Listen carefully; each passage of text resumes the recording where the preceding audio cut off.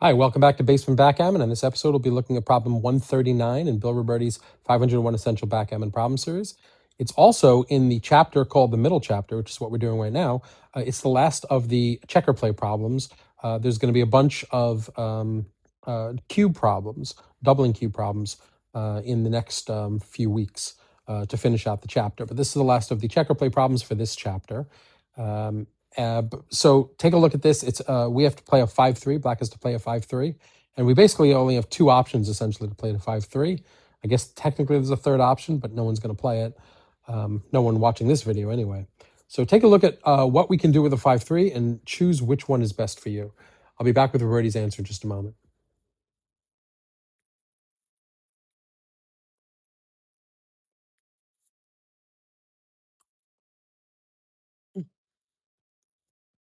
Okay, we're back with Robertie's answer for this.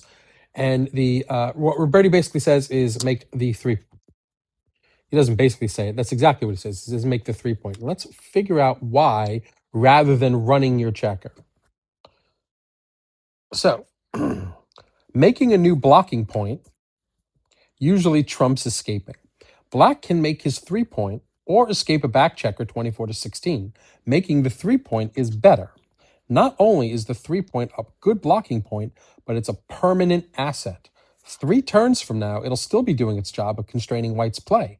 The value of 24-16, however, disappears completely if White hits with an ace or a deuce.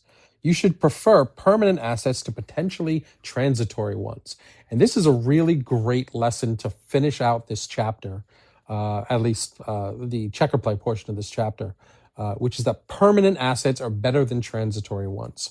Permanent asset means you have a point which is going to remain that point pretty much for the rest of the game, unless very late in the end game there's some sort of thing where you have to do a shift or something like that. And certainly, obviously, the bear off, you're going to eventually take that off, but that's not what we're talking about. It's going to remain blocking White's progress, impeding White's progress for the rest of the game.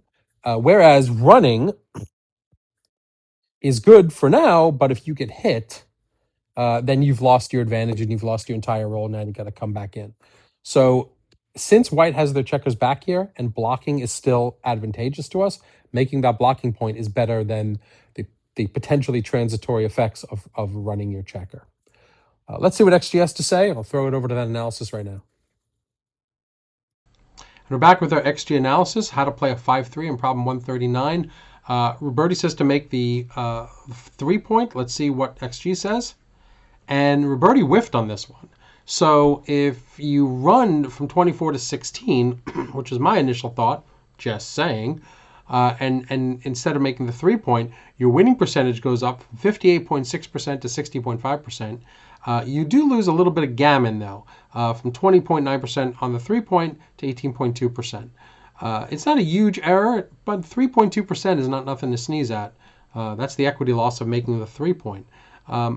XG is basically saying that there are enough builders on the 20 and 21 points here, because you've got builders here on 14-15, that White has a chance of closing you out. And that sort of counterbalances the fact that you're closing out White's runners, or you're trying to close out White's runners by making the 3-point, and you're making that permanent asset.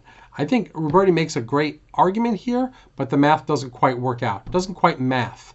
And you do lose some equity by making the 3-point. So a rare miss for Robertie. Of course, he came up with the second play. I don't know if there's been a problem. I can't remember a problem where Robertie has missed and not made either not made one of the top 2 plays. There might have been one situation where he came in third on one situation. But he's been really spot on, considering this book was written in the 90s. Robertie is doing really well with current analysis. So that's the analysis for today. I hope you like this video. Please like, please subscribe, and I'll see you tomorrow with our first doubling problem, problem 140 of this chapter, and I will see you tomorrow with that. Goodbye.